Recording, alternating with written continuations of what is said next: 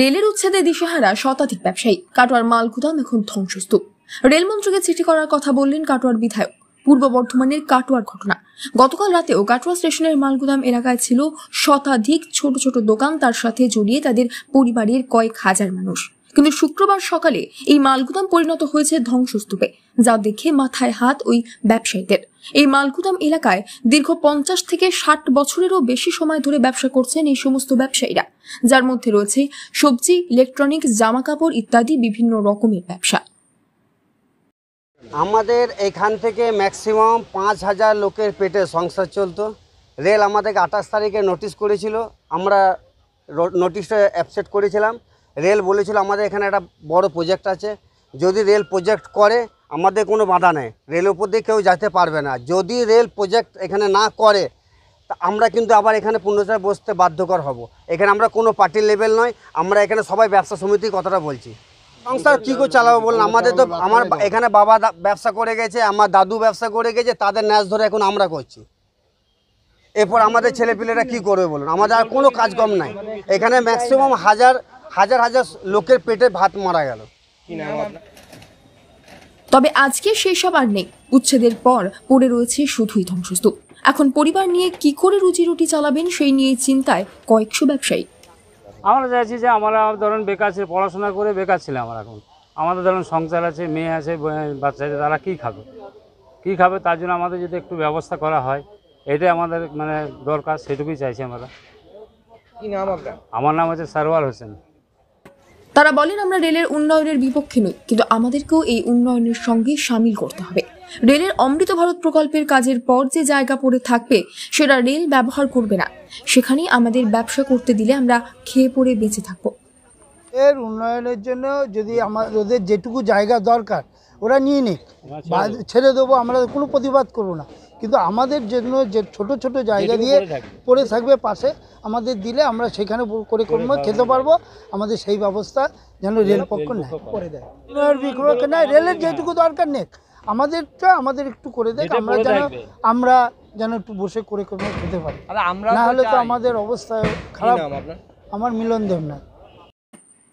কাটোয়ার বিধায়ক তথা পূর্ব বর্ধমান জেলা তৃণমূল কংগ্রেসের সভাপতি রবীন্দ্রনাথ চ্যাটার্জি বলেন, আমরা রেলকে আবেদন করেছিলাম যে এদের পুনর্বাসন দেওয়া হোক। রেলের যে অব্যবহৃত জায়গা রয়েছে যেখানে রেল কোনো কাজ করবে না, সেখানে এই হকারদের পুনর্বাসনের ব্যবস্থা করতে হবে। পাশাপাশি এই বিষয়ে তিনি রেলমন্ত্রীকে চিঠি করবেন বলেও জানিয়েছেন। আমরা আমাদের দলের তরফ থেকে রেলের কাছে আবেদন করেছিলাম যে অন্ততপক্ষে এদের পুনর্বাসন দেওয়া হোক। দীর্ঘদিন ধরে এরা এখানে কোনো রকম কনস্ট্রাকশন না করে রোদে জলে ভিজে তাদের ব্যবসা চালাতো, কিন্তু রেল কোনো কর্ণপাত করেনি। তারা মূলত গরিব মানুষের ভাত মেরে দেওয়ার দিকে লক্ষ্য রেখেই এসব কাজ করছে। 300-400 নিরস্ত্র সংযত হকার, তারা গণতান্ত্রিক পদ্ধতিতে আন্দোলন করছিল যাতে তাদের উঠিয়ে না দেওয়া হয়।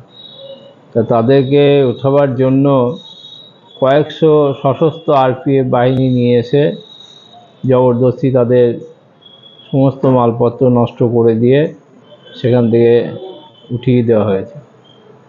আমরা আমাদের আন্দোলন জারি রেখেছি। পরবর্তী দিনে আবার আমরা আন্দোলনের মাধ্যমে রেলের যে অব্যবহৃত জায়গা, যেখানে রেল কোনো কাজ করবে না, যে জায়গাগুলো নিয়ে পড়ে থাকে, সেই জায়গায় এই হকারদের পুনর্বাসিত করার জন্য আমাদের আন্দোলন চলবে। রেলমন্ত্রীকে চিঠি করব দুটো কারণেই, যে একটা, রেলের যে উন্নয়নের কথা বলে হকার উচ্ছেদ হচ্ছে, সেখানে কোনো রকম উন্নয়নের কাজ হচ্ছে না। প্রসঙ্গত উল্লেখ্য, ভারত সরকারের রেল দফতরের ঘোষণা করা যে সমস্ত স্টেশনগুলিতে অমৃত ভারত প্রকল্পের আওতাধীন রয়েছে তার মধ্যে রয়েছে কাটোয়া রেল স্টেশনের নাম। এবং এই অমৃত ভারত প্রকল্পের কাজের জন্য কাটোয়া স্টেশন সংলগ্ন রেলের সমস্ত জায়গা থেকে অবৈধ নির্মাণ ও দোকানপাট উচ্ছেদ করতে নেমেছে রেল কর্তৃপক্ষ। সেই মতোই গতকাল রাত্রে কাটোয়ার মালগুদাম সংলগ্ন সমস্ত দোকানপাট ভেঙে দেওয়া হয়, যা ঘিরেই শুরু হয়েছে বিতর্ক। Bureau report, news network 7। Hallmark সোনার গহনা কেনার একমাত্র ঐতিহ্যশালী স্বর্ণ প্রতিষ্ঠান শ্রী ধীরেন্দ্রনাথ দত্ত গোল্ড প্রাইভেট লিমিটেডের শ্রী সুখেন দত্তের দোকান। ঠিকানা কাছারি রোড, চৌরাস্তা, টেলিফোন ময়দান, কাটোয়া, পূর্ব বর্ধমান। শহরের অন্যতম প্রাচীন ব্যবসায়ী প্রতিষ্ঠান new Shri Gauranga tea store. প্রসিদ্ধ চা ব্যবসায়ী, খুচরো ও পাইকারি চায়ের এই প্রতিষ্ঠান শহরে প্রায় 80 বছর ধরে সুনামের সঙ্গে ব্যবসা করে চলেছে। ঠিকানা কাটোয়া স্টেশন বাজার, চৌরাস্তা।